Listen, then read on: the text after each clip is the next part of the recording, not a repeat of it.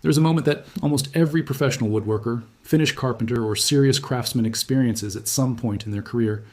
They pick up a Festool for the first time. Maybe it belongs to a colleague. Maybe they rented one for a specific job. Maybe they finally caved after years of hearing other. Craftsmen talk about them with the kind of reverence usually reserved for things much more significant than power tools. And something happens in that moment that is difficult to describe to someone who has not experienced it. The weight feels right. The balance feels engineered rather than accidental. When they turn it on, the sound is different. When they make a cut or a pass, the result is different. Not dramatically, visibly different in a way you could photograph. Subtly, fundamentally different in a way that a professional hand immediately recognizes as the difference between a tool that was designed to perform and a tool that was designed to sell. And then they look at the price. And they put it down, and they go back to their DeWalt or their Milwaukee or their Makita, and they think about that moment for the next 6 months until they finally buy one and wonder why they waited. This is not a universal experience. There are excellent craftsmen who use other brands and produce exceptional work.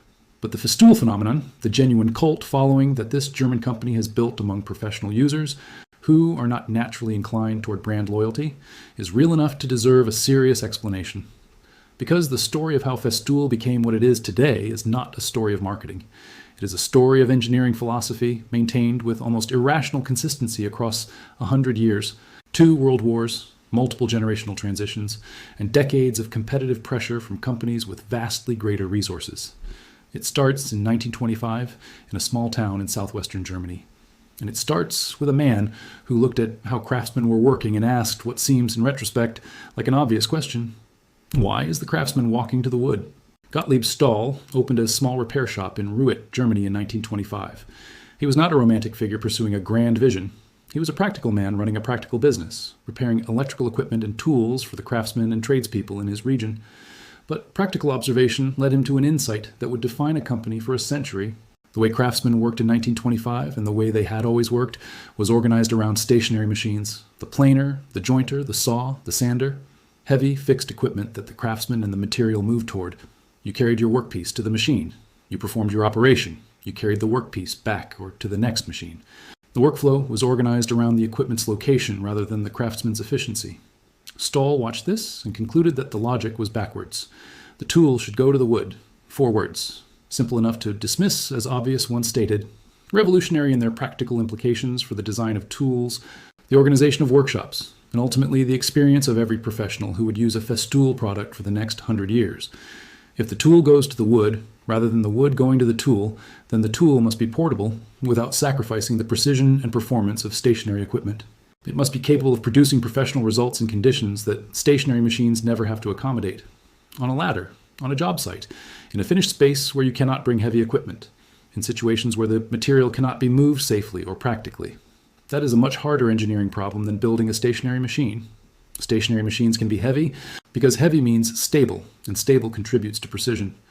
Stationary machines can have large motors because power is available from fixed electrical supply.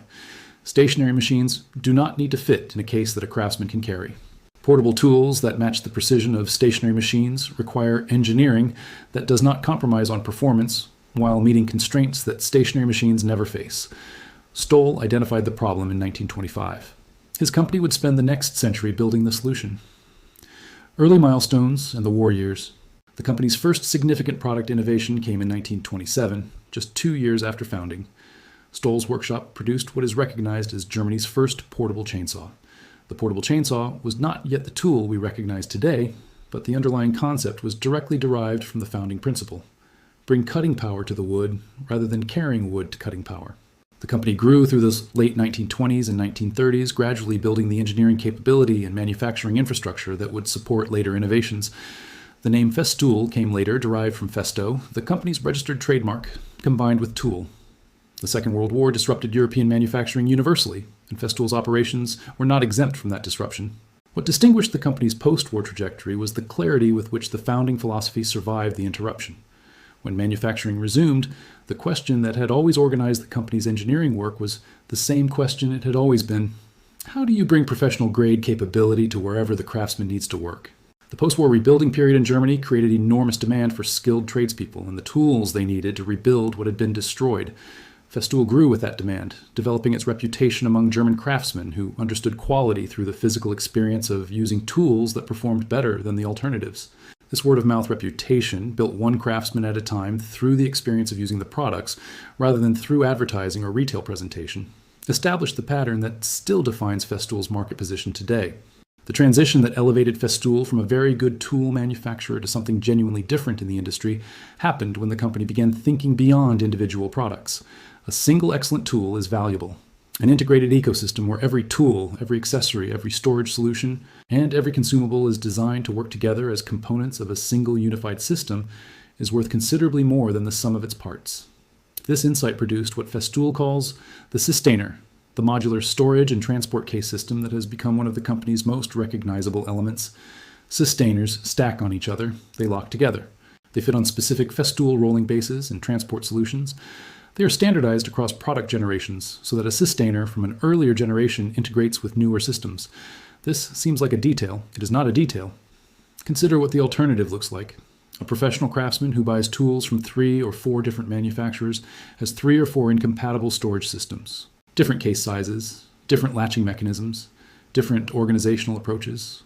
Loading up for a job site means managing incompatible systems and hoping everything is where you think it is. A craftsman whose tools are all in Systemers has a unified organizational system where everything has a defined place. Cases stack predictably into a van or truck, and the transition from transport to use is organized rather than improvised. Multiply this efficiency gain across every job, every day, over a career, and the organizational benefit compounds into something meaningful. Time not wasted, finding tools and accessories, is time spent doing the work that generates revenue. The guide rail system represents the same philosophy applied to cutting precision. A circular saw, even an excellent one, cuts as precisely as the craftsman can guide it freehand. Festool's guide rail system provides a precision fence that the saw runs along, guaranteeing a straight cut with a quality of edge that freehand cutting cannot consistently replicate regardless of skill level. The genius of the guide rail is not the hardware itself. Similar rail systems exist from other manufacturers. The genius is the integration. The Festool saw is designed specifically around the guide rail system. The splinter guard on the rail creates a zero clearance edge that eliminates tear out on the cut line. The connector system allows rails to be joined for cuts longer than a single rail length. Every detail of the saw and the rail is engineered as a single system rather than as independent products that happen to be compatible. This integration principle extends to every element of the Festool ecosystem. Hoses connect to specific fittings. Dust ports on tools match the suction systems designed to connect to them. Sandpaper grades and formats are designed around the specific orbital frequencies and pad configurations of Festool sanders. Nothing is generic. Everything is designed. The practical consequence of this design philosophy is that a craftsman who has invested in the Festool system, and investment is the right word, has tools that work together in ways that tools from different manufacturers cannot replicate. Dust extraction as engineering philosophy. One of the most revealing aspects of Festool's engineering philosophy is how the company approaches dust extraction. This is worth examining in detail because it illustrates the difference between a company that thinks about long-term user welfare and a company that thinks about short-term product cost. Wood dust is not an inconvenience. Certain wood species produce dust that is classified as a human carcinogen. The link between occupational wood dust exposure and respiratory disease, including certain cancers, is documented in occupational health literature. Professional woodworkers and carpenters who spend careers in dusty environments without adequate protection face real long-term health consequences. Festool treated this not as an optional feature to add to premium models or a marketing point about safety consciousness, but as a mandatory engineering constraint that affects every product the company designs. If you are designing a tool that produces dust, the dust extraction is not optional. It is part of the tool. Every Festool product that produces dust is designed from the ground up with integrated dust extraction as a non-negotiable requirement. The port locations, the airflow paths, the compatibility with the dust extraction systems, these are design requirements, not afterthoughts. This approach costs more. Designing integrated dust extraction into every tool from the beginning requires more engineering time, more testing, more sophisticated manufacturing. A company optimizing for lowest production cost would make dust extraction optional, or would offer it as an accessory at additional cost. Festool made it mandatory and absorbed the cost into the product. The result is that a craftsman using Festool tools in an integrated system with Festool dust extraction is not choosing between job site cleanliness and personal protection on one hand and lower tool cost on the other. They have both, because Festool decided that the craftsman should not have to choose. This philosophy is not altruistic in a simple sense. It reflects a calculation that professional users who are protected from occupational health hazards have longer, more productive careers using Festool tools, but the calculation produces the right outcome for the craftsman, regardless of the motivation. The premium price justification. This is the question that every potential Festool buyer confronts. Why does this cost so much more? The honest answer is that the price premium reflects real differences in engineering, materials, manufacturing quality, and system integration that translate into real differences in professional experience and total cost of ownership. Consider the comparison with a premium competing product from DeWalt, Milwaukee, or Makita. These are not bad tools. They are excellent tools that professional tradespeople rely on successfully every day. The competition at the professional tier of power tools is genuinely competitive.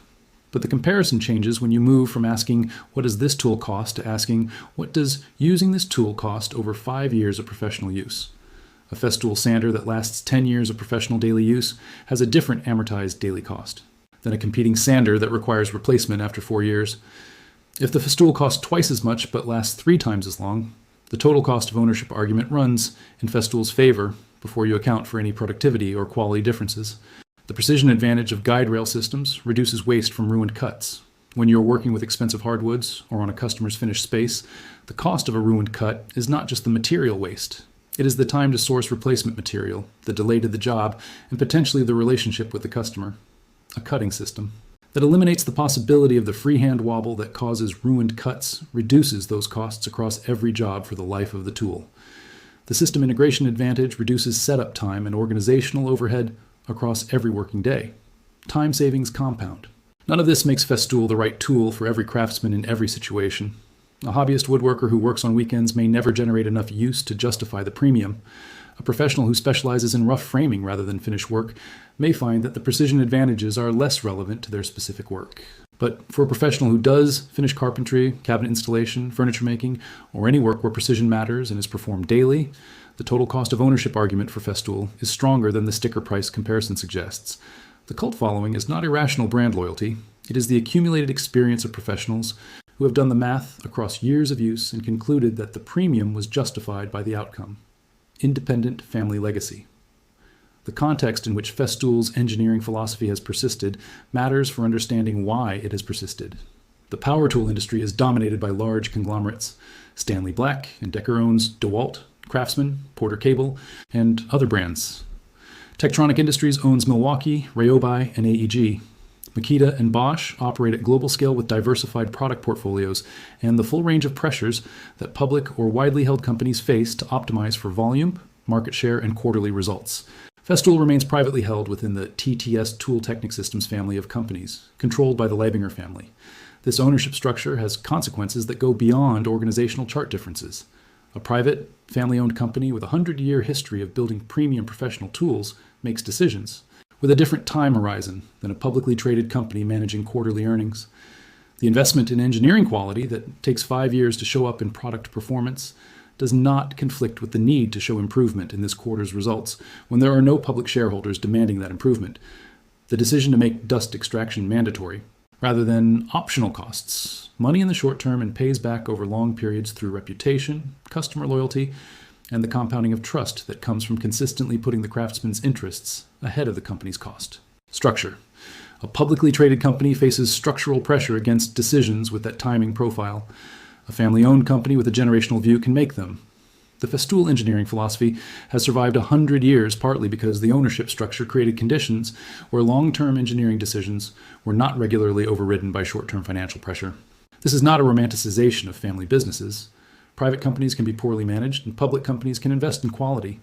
But in Festool's specific case, the independence from external shareholder pressure has been a documented enabler of the engineering philosophy that defines the company.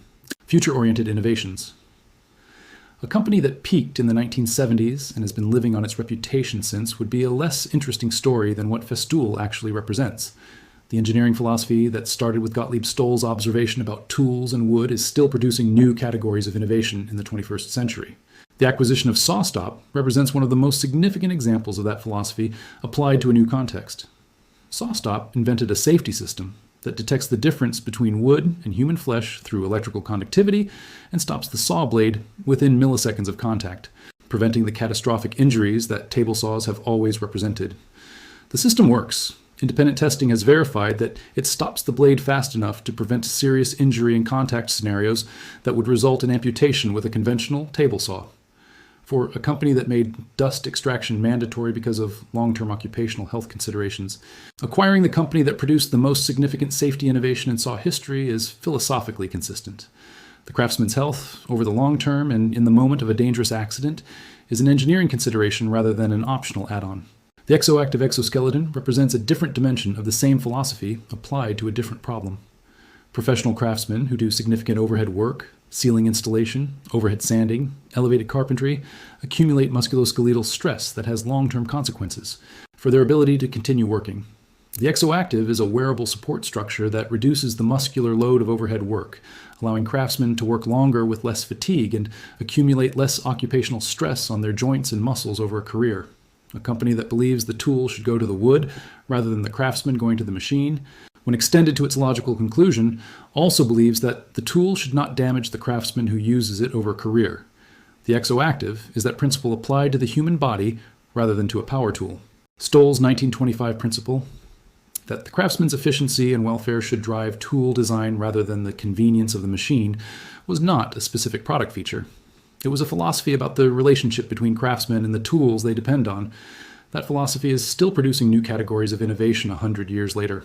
The Festool cult is not an accident of marketing. It is not the result of clever branding or celebrity endorsement or price signaling that creates aspirational value independent of performance. It is the accumulated reputation of a company that has spent 100 years asking the same question. What does the craftsman actually need to do their best work, protect their health, and organize their professional life efficiently? And then engineering answers to that question without consistently compromising those answers for cost reduction or mass market appeal. The craftsmen who reach for a Festool and then put it down when they see the price are making a rational short-term decision. The craftsmen who calculate the total cost of ownership, the years of performance, the system advantages, the efficiency gains, and the occupational health protection, and conclude that the premium is justified, are also making a rational decision. The remarkable thing about Festool is that both groups of craftsmen are right, given their specific situations.